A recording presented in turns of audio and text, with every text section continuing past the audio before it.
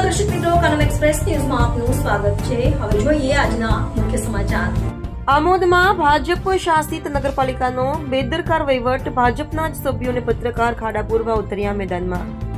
આમોદ નગરપાલિકાની નિંદ્રામાં ડૂબેલી વ્યવસ્થાને લઈને હવે ભાજપના પોતાના ચૂંટાયેલા સભ્યો ધુઆપોવા થઈ ગયા છે। ગેસ એજન્સીએ નગરના માર્ગો ખોદીને ₹40 લાખથી વધુ રકમ નગરપાલિકાને ખાડા પૂરવા આપ્યો હોવા છતાં ખાડા આજે ખુલ્લા છે। રસ્તા ખંડેર બની ગયા છે અને તહેવારની વચ્ચે નાગરિકો ખાડામાં જ પગલાં ભરીને જીવ જોખમમાં મૂકે છે।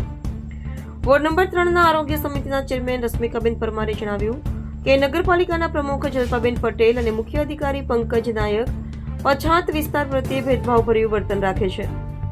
અનેકવાર મૌખિક તેમજ લેખિત રજૂઆતો છતાં ખાડા નહીં પૂરાતા અંતે તેમણે અને તેમના પતિએ જાતે ખાડા પૂરવાનું કામ હાથ ધર્યું, જેના વિડીયો સોશિયલ મીડિયામાં વાયરલ થતા નગરપાલિકામાં ફફડાટ મચી ગયો। આ ખાડા માત્ર રસ્તાના ન હતા, પરંતુ નગરપાલિકાની બેદરકારી અને રાજકીય અંધવિશ્વાસના પ્રતીક બની ગયા છે। ગેસ લાઇન માટે ખોદાયેલા ખાડા ચોમાસામાં ખતરનાક ખાઈ બની ગયા, જેમાં બાળકો અને વૃદ્ધોના જીવ જોખમમાં મુકાયા, છતાં નગરપાલિકા કુંભકર્ણની નિંદ્રામાંથી જાગી નથી। નાગરિકોની રજૂઆતો અવગણીને હવે સ્થિતિ એવી છે કે ભાજપ શાસિત નગરપાલિકામાં ભાજપના જ સભ્યોને ખાડા પૂરવા મજબૂર થવું પડે છે અને સાથે સાથે દેશની ચોથી જાગીર પત્રકારિતા પણ જમીન પર ઉતરી ખાડા પૂરતી દેખાય છે। ચેરમેન રશ્મિકાબેન પરમારે વધુમાં જણાવ્યું કે વોર્ડ નંબર 3માં હજુ સુધી ભૂગર્ભ ગટર લાઇન પણ નાખવામાં આવી નથી, જ્યારે શહેરના અન્ય વિસ્તારોમાં પાણી કામ પૂર્ણ થઈ ગયું છે। તેમણે 21 ડિસેમ્બર 2024ના રોજ અને બાદમાં 17 મે 2025ના રોજ માહિતી અધિકારી કાયદા હેઠળ અરજી કરી હોવા છતાં નગરપાલિકા તરફથી કોઈ જવાબ મળ્યો નથી।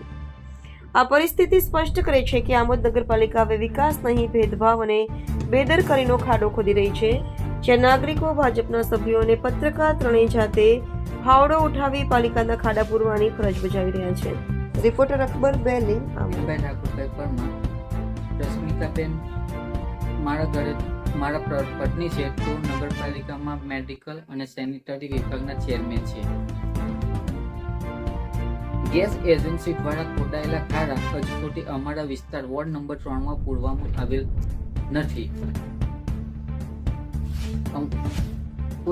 આવેલ નથી। ગેસ એજન્સી દ્વારા 22 લાખની ગ્રાન્ટ આપેલ હોવા છતાં સરકારશ્રી દ્વારા રસ્તા રિપેરિંગ ગ્રાન્ટ તથા સરફેસિંગ ગ્રાન્ટ આપેલ હોવા છતાં અમારા વિસ્તારમાં હજુ સુધી ગેસ લાઇન ખાડા પૂરવામાં આવેલ નથી અને ખાડા એટલા બધા જીવલેણ છે, મોટા ખાડા પડી ગયેલા છે, જીવલેણ છે કે એનાથી કોઈનો જીવ જાનહાનિ થઈ શકે એમ છે। અમે 1 વર્ષ પહેલા પાલિકાના ચીફ ઓફિસર અને પ્રમુખશ્રીને લેખિતમાં રજૂઆત કરેલ હોવા છતાં અમારા પછાત વિસ્તાર પ્રત્યે પાલિકા દ્વારા ઓરમાયું વર્તન રાખવામાં આવે છે।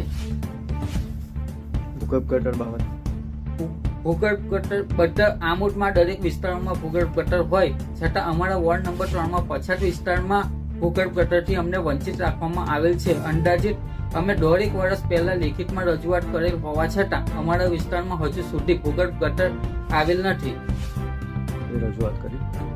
અમે ઉચ્ચ કક્ષાએ રજૂઆત કરેલ છે,